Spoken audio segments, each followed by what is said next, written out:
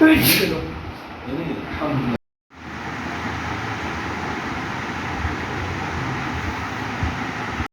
ندیم شہزاد، اور اس وقت آج انفو اور موٹیویشنل اسٹوریوں کے ساتھ ساتھ اس وقت ہم پروفیسر ڈاکٹر حکیم اصغری صاحب کے پاس موجود ہیں، جو ہمیں کووڈ 19 کے حوالے سے، جو عالمی وبا کرونا وائرس ہے جس نے پوری دنیا کو ہلا کر رکھ دیا، دنیا کی معیشتوں کو ہلا کر رکھ دیا، ان سے ہم جانیں گے کہ کووڈ کے اندر میڈیسن اور احتیاط کے ساتھ ساتھ ہربل ادویات کے اندر اور جو طب نبوی کے حوالے سے ہم کس طرح محفوظ رہ سکتے ہیں اس قسم کی وبائی امراض سے، اور اس کے پھیلاؤ کو ہم کس طرح روک سکتے ہیں۔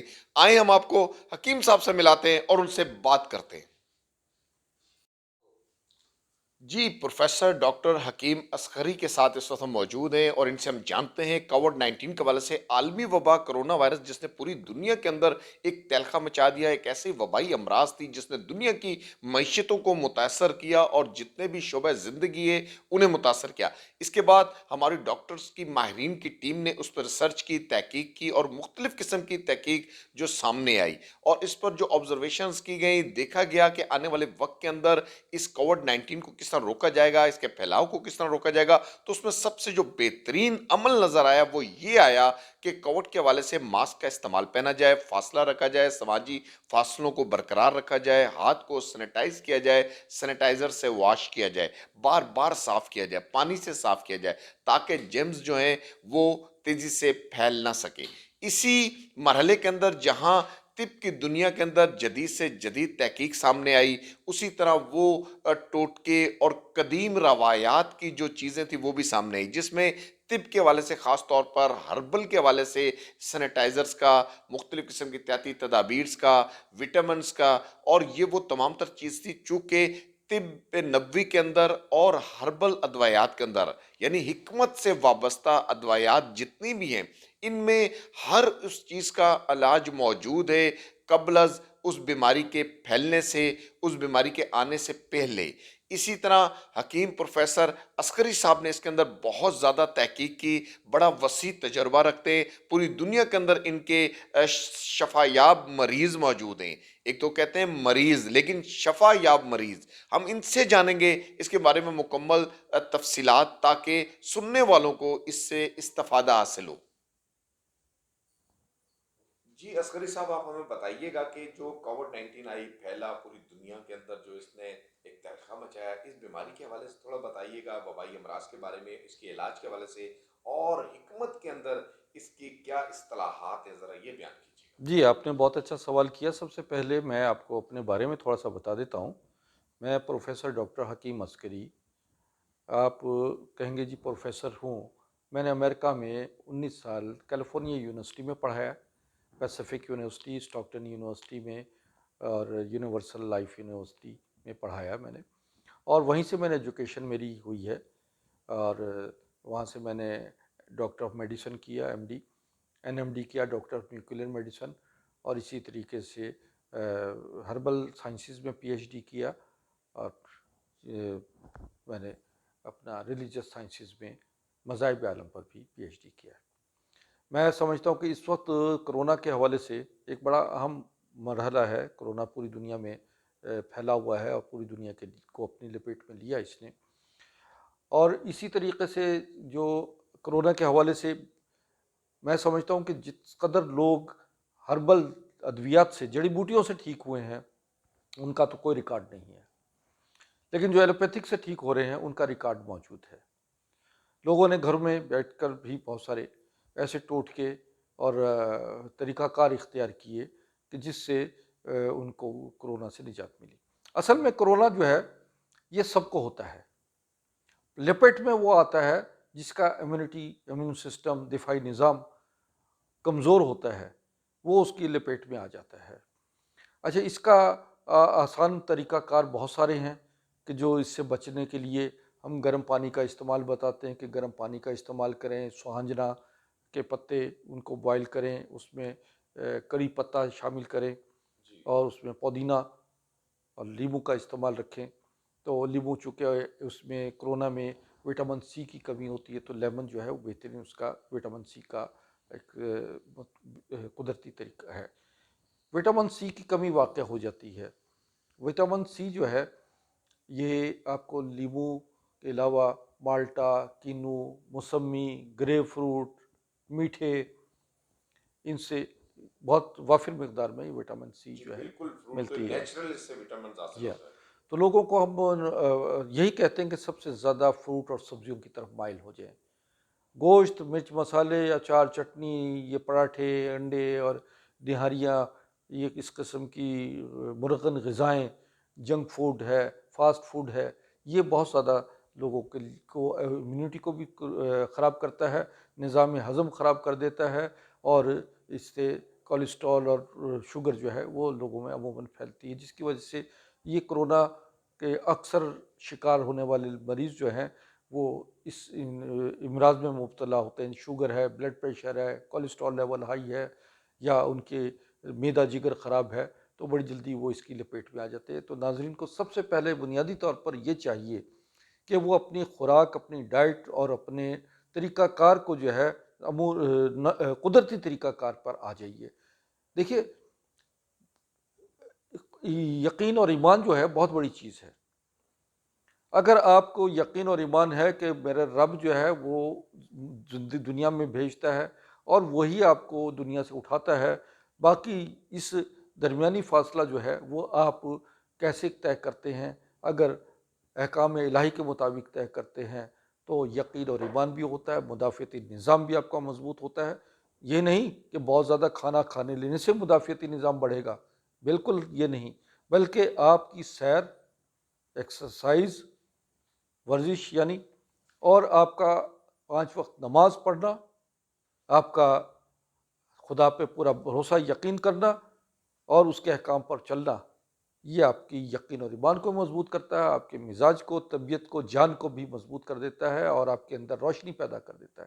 دیکھیے، رسول اللہ صلی اللہ علیہ وسلم کے دور میں صحابہ کرام جو اتنی مشقت سے گزرے کہ آپ کے پتھر، دو دو پتھر رسالت ماب کے پیٹ پہ تھے، اور ان کے صحابہ کے پیٹ پہ پتھر تھے، لیکن وہ جنگ میں بھی شریک تھے، وہاں وہ خندقیں بھی کھود رہے تھے، اور وہ جنگ جیتتے تھے بھی. بالکل جتنی صبر دفاعی، تھا، استقامت تھی، امیون سسٹم بھی مضبوط تھا، اور بالکل، کھانا بھی متوازن غذائیں تھی.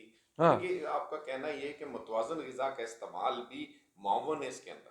بالکل، تو اس بالکل. کے اندر جو ایک عام طور پر جو متنازع بات رہی بیچ میں سینیٹائزرز کے حوالے سے رہی کہ جی ہاں، سینیٹائزرز کا کچھ لوگوں نے استعمال کو اچھا سمجھا، کچھ نے اس کو اچھا نہیں سمجھا، کچھ نے کہا کہ بالکل مناسب استعمال ہونا چاہیے، اگر وافر استعمال کیا جائے تو یہ مناسب نہیں رہتا جلد کے لیے. تو آپ نے بھی ایک سینیٹائزر جو ہے وہ بنایا ہے جو ہربل ہے، کیونکہ ہربل ادویات کے اندر ہمیشہ سے سائیڈ افیکٹ نہیں ہوتے. جی تو ہاں، اس جی کے ہاں. بارے میں بھی تھوڑا سا بتائیے. اچھا، یہ جتنے بھی سینیٹائزر ہیں وہ بغیر الکوہل کے جو ہے وہ نہیں مکمل ہو رہے. میرا سینیٹائزر جو ہے اس میں قطعاً یہ الکوہل فری ہے، اور اس میں یہ اس سے آپ فیس دھوئیں، چہرہ دھوئیں، ہاتھوں پہ لگائیں، اور اس سینیٹائزر سے نہانے کے وقت میں پورے جسم سے پر لگائیے. اس میں یہ اینٹی فنگل ہے، اینٹی وائرل ہے، اینٹی بیکٹیریل ہے، سکن پرابلمز کو، ایچنگ کو، اور ایسے جو داغ دھبے پڑ جاتے ہیں چہرے پر، یا بغلیں اور تھائز کالی ہو جاتی ہے، ان کو نارمل کر دیتا ہے، اور سکن کی نرشمنٹ کرتا ہے، سکن کے پورز کو کھولتا ہے. خصوصاً اس میں نیگیٹو آئن موجود ہے جو کہ سکن پورز کھول کے اس کی آکسیجن لیول باڈی کو بہتر کر دیتا ہے. کرونا میں ہوتا یہی ہے، آکسیجن لیول کم ہو جاتا ہے، پھیپھڑے جو ہے آکسیجن کو جذب نہیں کرنے کی صلاحیتیں ختم ہو جاتی ہیں، جس کی وجہ سے وہ دنیا سے چلا جاتا ہے مریض. بنیادی وجہ یعنی کہ آکسیجن کی وہ قلت بھی آکسیجن بنتی ہے. ڈیفیشنسی ہے، ہاں.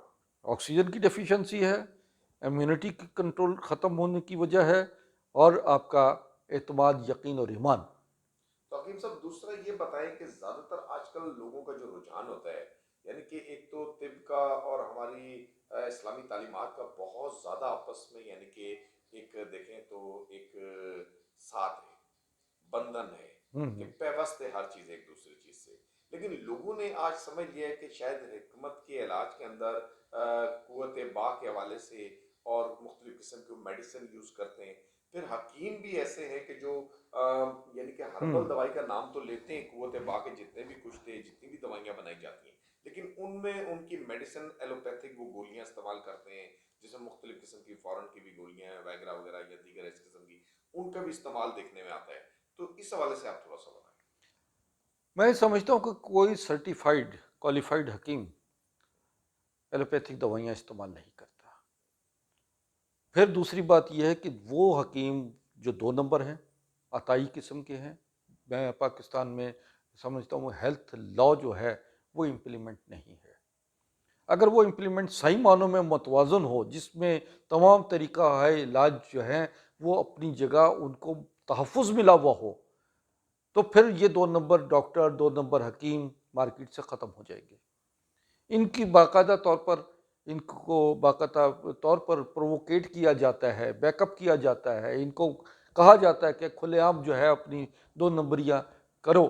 وہ انسانی جانوں سے کھیلتے ہیں، چاہے وہ ایلوپیتھک دوائیاں کھا رہے ہوں یا ناقص کچھ تاجات کا استعمال کروا رہے ہوں. تو وہ یہ جو ہے دونوں طریقہ کار غلط ہے اور میں اس کو کنڈم کرتا ہوں. تو آپ مزید کن کن امراض کا جو ہے علاج جو ہے حکمت کی روح سے کرتے ہیں، جن میں آپ کی یعنی کہ خاص طور پر آپ کی اس میں ایک اسپیشلٹی ہو، جی ہاں، جی ان ہاں. کے بارے میں تھوڑا میرے سا. پاس عموماً آتے ہیں مریض کینسر کے، ریڑھ کی ہڈی اور گردن کے موہروں کے پرابلم ہیں، فالج، شوگر، بلڈ پریشر، ہارٹ کے پرابلمز، اور ایسے پیچیدہ بواسیر کے مریض ہیں، یا بے اولادی کے حوالے سے آتے ہیں، جن خواتین کی یوٹرس میں انفیکشن ہو جاتا ہے، سسٹ ہو جاتا ہے، اسی طریقے سے فائبرائڈس یا پالیسس ہو جاتا ہے. جی. تھائرائڈ پرابلمس کے میرے پاس پیشنٹس آتے ہیں، اور تھائرائڈ وغیرہ یہ تمام کیسز میں 90 days میں انشاءاللہ میں کور کر جاتا ہوں. حکیم صاحب، آپ کے بارے میں کافی ہم نے سنا ہے کہ آپ کے بڑے نواب، سردار، جاگیردار بھی آپ کے بہت سارے مریض رہے ہیں، جی اور ہاں یہ جی. روایت بھی آ رہی ہے قدیم جی ہاں جی. زمانوں سے، بادشاہوں کے دور میں بھی شاہی حکیم ہوا کرتے تھے. تو اس حوالے سے بھی تھوڑا سا اگر آپ. جی ہاں جی ہاں، بالکل. میرے دادا مسیح الہند حکیم سید محمود علی شاہ دہلوی، یہ ہندوستان کی، ان کو مسیح الہند کا یعنی ہندوستان کا مسیحا کا خطاب ملا تھا. آپ ملکہ وکٹوریہ کے دعوت پر لندن گئے، بکنگم پیلس میں آپ کی قداویز تصویر بھی موجود ہے، بایوگرافی ہے. ملکہ وکٹوریہ کا علاج کیا، ان کے والد جارج ہشتم کا علاج کیا. اس طرح شاہی خاندان کے بہت سارے لوگ تھے جن کا آپ نے علاج کیا. اور میرے دادا، ان کا خطاب تھا حاذق الہند یعنی اسکالر آف انڈیا. 7 ریاستوں کے معالج تھے، جس میں حیدرآباد، دکن، مالیر کوٹلا، رامپور اسٹیٹ، لوہارو اسٹیٹ، خیرپور، میرس، اور اسی طرح جو ہے بہت ساری 6-7 ریاستوں کے معالج تھے. تو میں خود وہ بھی جو اسی طرح میں جو نواب آف جوناگڑھ گڑھ کا شاہی طبیب بھی ہوں. سمجھیے کہ ایک ریاست، ایک سلطنت کا جو شاہی طبیب ہوتا ہے، اس کا کام بہت سارا امور ہوتا ہے. لوگوں کے ذہنوں میں ہے کہ جی یہ جو ہے قوت جنسی ادویات دینے کی صرف اس پہ معمور ہوتے ہیں. نہیں، دیکھیں، طبیب شاہی کا تعلق جو ہے وہ دربار، حکومت، سلطنت کا بوجھ جو ہے وہ سارا بادشاہ کے سر پہ ہوتا ہے، اور بادشاہ کا بوجھ جو ہے وہ طبیب شاہی کے سر پہ ہوتا ہے. اس کی صحت کا خیال رکھنا، اس کے کچن کا خیال رکھنا کہ کچن میں کیا پکنا ہے، کس موسم میں کیا چیز پکائی جائے گی، اور بادشاہ کی صحت کے مطابق اس کی تجویز ہوتی ہے چیزیں. اسی طریقے سے بیڈ روم کا، نیند کا خیال کرنا، باتھ روم کیسا ہے. بادشاہ نے اگر جنگ میں شریک جانا ہے تو اس وقت بادشاہ کی NOC بادشاہ کا وہ طبیب شاہی دیتا تھا کہ اس کی فزیکلی، مینٹلی، ہر اسپرچولیٹی کے حوالے سے وہ کیا مکمل ایک میدان جنگ میں اترنے کے قابل ہے کہ نہیں ہے. یہاں تک کہ اپنے جانشین کے لیے بھی طبیب شاہی بتاتا تھا کہ فلاں خاتون خانہ آپ کی بہترین نسل پیدا کرے گی، اس لیے کہ اس کا تمام بیک گراؤنڈ جو ہے وہ اس کے نالج میں ہوتا تھا طبیب شاہی کے، کہ اس کی جو ہے خاندان میں کون سا بہترین جانشین، بہترین طاقتور ذہنی جسمانی اعصابی لحاظ سے بہترین شخصیت کا مالک کون سی بیوی پیدا کر سکتی ہے؟ ڈاکٹر صاحب آپ نے تو بہت بڑا ایک باب کھول دیا نیا ہمارے سامنے نوجوان نسل کے لیے کہ شاہی جو حکیم یا طبیب ہوا کرتے تھے ان کا خالی کام یہ نہیں تھا. ہمارے ذہن میں بھی شاید یہی کانسیپٹ تھا کہ دوائیاں دینا یا بادشاہ کی صحت کا خیال رکھنا، لیکن اس میں آپ نے تو ایک بہت بڑی ایک سمجھے کہ ایک ہسٹری کو اوپن کر دیا ہے کہ جس میں بادشاہ کی خالی صحت کا خیال نہیں، ہیلتھ ایڈوائزر ہی نہیں ہے وہ، بلکہ اس کے فوڈ کا، اس کے آرام کا، اس کی چونکہ سلطنت کی بادشاہ کمانڈ جس کے پاس ہے اس کی صحت کا خیال کرنا، پوری بادشاہت کی صحت کا خیال کرنا ہے. اور پھر ان کے اس حد تک ان کی جو بادشاہت کی تجویز تک کہ وہ بادشاہت کا کے قابل ہے، وہ جنگی معاملات کے اندر اس وقت کتنا ان کی استعداد کام کر رہی ہے، ذہنی صلاحیتیں کتنی ہیں. یہ ایک بہت ہی اہم نقطہ ہے، اس پر تو بہت بڑا ایک پروگرام ہو سکتا ہے اور آنے والی نسل کو اس سے آگاہ بھی کرنا ضروری ہے. تو ڈاکٹر صاحب حکیم صاحب اب یہ بتائیں، ایک آپ سے آخری سوال ہوگا کہ حکمت کا علاج جو ہے اس میں لوگ جو ہیں آج کل چاہتے ہیں کہ بس فوراً جائیں فوراً علاج ہو جائے. حکمت میں تھوڑا سا ٹائم لگتا ہے، پوری ایک بلڈنگ کو، اس کے سٹرکچرز کو ڈیولپ کیا جاتا ہے، پھر اس کا علاج کیا جاتا ہے. تو لوگ ذرا دور فاسٹ ہو گیا ہے، جدت کی طرف چلے گئے ہیں. اس طرف کیا آج بھی ایسے لوگ ہیں جو اس طرف رجوع کرتے ہیں یا ان کا رجحان ہے؟ جی جی جی بالکل، آپ نے بہت اچھا سوال کیا، ایسا مناسب سوال کیا کہ میں آپ کو اس کا بہترین جواب یوں دیتا ہوں کہ اب حکمت اس مقام پر پہنچ گئی ہے